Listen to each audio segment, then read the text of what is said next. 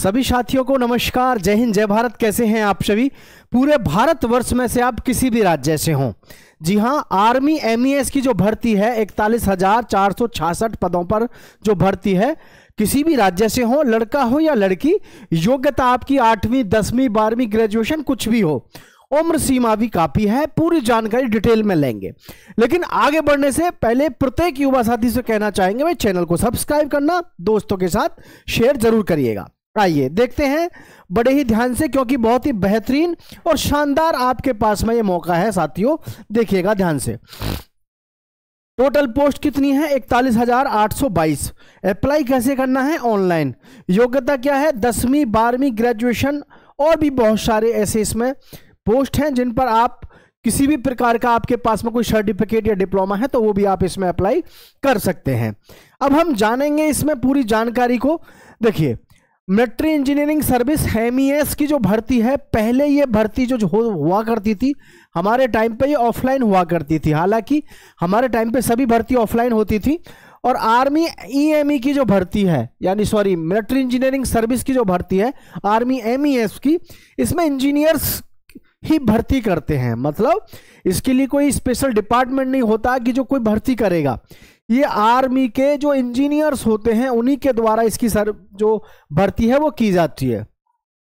इसमें आपकी जो पोस्ट है उसको देखेंगे हम ध्यान से। इसमें पोस्ट देख सकते हैं आप, जूनियर इंजीनियर है, सुपरवाइजर है, एमटीएस है, कंप्यूटर ऑपरेटर है, क्लर्क है, असिस्टेंट ऑपरेटर है, मीटर रीडर है, यूडीसी क्लर्क है, कैनमैन है, स्टेनो है, ड्राफ्ट्समैन एंड अदर पोस्ट हैं। मतलब बहुत सारी पोस्ट हैं इसमें। अगर हम देखें तो इन्होंने इस समय पर 1 2 3 4 5 6 7 8 9 10 11 पोस्ट तो इस समय पर रिवील की हुई है, और भी ना जाने कितनी ऐसी पोस्ट हैं इसमें जिनके विषय में अभी आपको जानने की जरूरत है।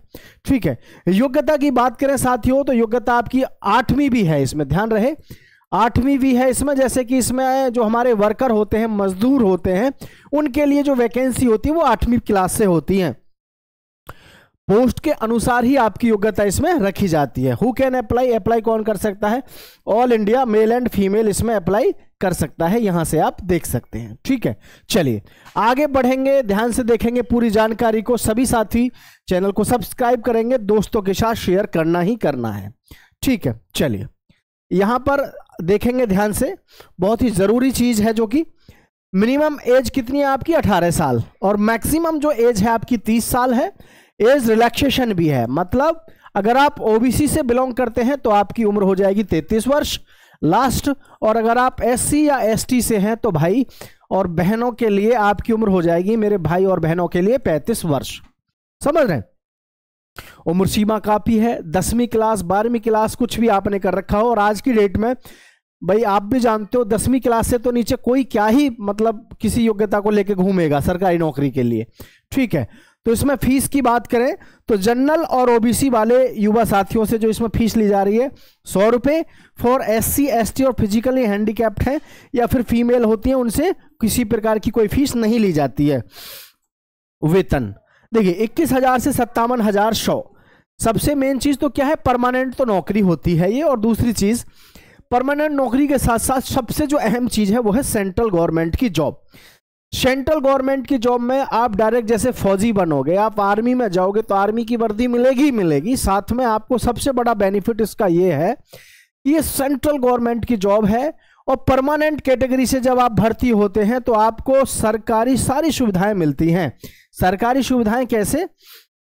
जैसे कि आपने देखा आर्मी का मेडिकल आपको सुविधा पूरी लाइफ टाइम मिलेगी, आर्मी की कैंटीन आपको कार्ड मिलेगा, मेडिकल सुविधा के साथ साथ और न जाने ऐसी कितनी सुविधाएं जो सरकार की तरफ से आपको फ्री ऑफ कॉस्ट मिलती हैं लाइफ टाइम, वो वहां पे सारी चीजें आपको मिलती हैं। ठीक है, इसमें बस इसी बात का ध्यान रखना है आपको कि भाई तैयारी जबरदस्त होनी चाहिए हमारी, क्योंकि आप भी जानते हो कि इसकी 41,822 पोस्ट हैं। और वैसे भी हालांकि मैं आपको आगे लेके चलूंगा हर चीज पर, वैसे भी आप एक चीज समझो एमईएस के बारे में। एमईएस ही क्या, इस समय कोई भी भर्ती हो, किसी भी भर्ती में फॉर्म अप्लाई करना हो, सब में आपका क्या आता है? मैथ्स आता है, रीजनिंग आता है, जीके आता है, हिंदी और इंग्लिश आता है। ठीक है, ये आपके यही सब्जेक्ट आते हैं आपके प्रत्येक विषय में, मतलब प्रत्येक एग्जाम में आपके यही सब्जेक्ट आते हैं। तो आप खुद समझदार हैं कि इनसे ज्यादा तो आपको और क्या ही मतलब बढ़िया मौका मिलेगा। ठीक, चलिए, तो इसमें सिलेक्शन प्रोसेस देखें आप, रिटन एग्जाम होगा भाई। सबसे बड़ी खास बात इसकी क्या है, नो फिजिकल। इसमें आपका फिजिकल किसी प्रकार का नहीं है, आप देख सकते हैं। ट्रेड टेस्ट होगा आपका, कुछ पोस्ट पर आपका ट्रेड टेस्ट होगा, उसके बाद डॉक्यूमेंट वेरिफिकेशन होगा। ठीक है, तो इतना सिंपल है आपके पास में, और जिसमें कि आपको जो फिजिकली हैंडीकैप्ड होते हैं उनको भी इसमें मौका मिलता है साथियों। तो काफी सहूलियत आपको इस भर्ती में देखने को मिलती है। सबसे मेन चीज क्या है कि 2025 जाते जाते आपको इतनी सारी भर्तियां देके जा रही है कि जिसका कोई जवाब नहीं, और I think this is the best way to get the government job. ठीक है, आर्मी MES रिक्रूटमेंट 2025 में डॉक्यूमेंट्स आपको क्या क्या चाहिएंगे वो आप ध्यान से देखेंगे, इसमें क्या क्या आपको चाहिए होते हैं साथियों।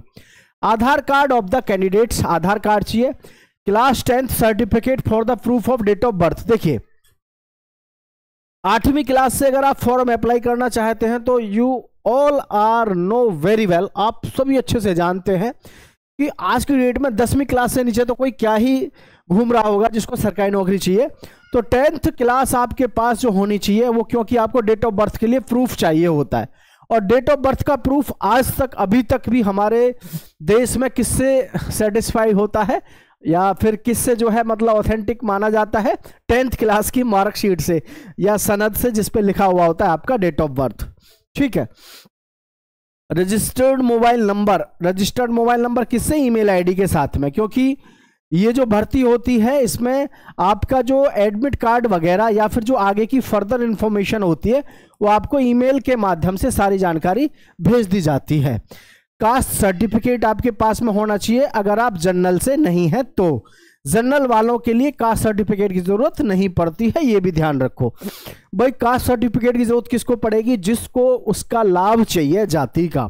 ठीक है, चलिए, पासपोर्ट साइज फोटो चाहिए, और भाई डोमिसाइल क्या चाहिए, डोमिसाइल यानी मूल निवास आपका चाहिए ही चाहिए, मूल निवास के बगैर बात नहीं बनेगी। ये आपके पास में सारे चीजें होनी चाहिए जो आपके लिए बेहद जरूरी हैं, ये बातें आपको यहां पर ध्यान रखनी है। ठीक है, इसकी बात करेंगे कि जी सर फॉर्म वगैरह के लिए कि फॉर्म कब अप्लाई करना, कैसे करना, इस विषय पे भी मैं आपको पूरी चर्चा करके बताऊंगा। फिलहाल एक बार आप सभी देख लो कि इसका जो एग्जाम लगेगा, एग्जाम में क्या क्या पूछा जाता है। हालांकि मैं आपको पहले ही बता चुका हूं, कुछ नहीं है, सब में सेम सिलेबस होता है। जनरल इंटेलिजेंस एंड रीजनिंग के आपके 25 क्वेश्चन होंगे 25 नंबर के। जनरल अवेयरनेस के 25 क्वेश्चन होंगे 25 नंबर के। न्यूमेरिकल एप्टीट्यूड आपका 25 क्वेश्चन होगा 25 नंबर का। स्पेशलाइज्ड नॉलेज आपकी 25 क्वेश्चन होंगे 25 नंबर के। टोटल जो होंगे आपके वो 100 क्वेश्चन होंगे और वो होंगे 100 नंबर के। ध्यान से सुन लो सभी साथी, 100 क्वेश्चन कितने नंबर के होंगे, 100 ही नंबर के होंगे। ये आपके पास में बढ़िया अपॉर्चुनिटी रहती है। सिलेबस भी आप देख सकते हैं, कोई विदेश से नहीं आया है। जिन एग्जाम्स की आप तैयारी दिन रात कर रहे हैं वही सब है। ठीक है, सबसे अहम चीज अगर इसमें है तो वो क्या है कि आपको इसमें फॉर्म सही समय पे भर देना है।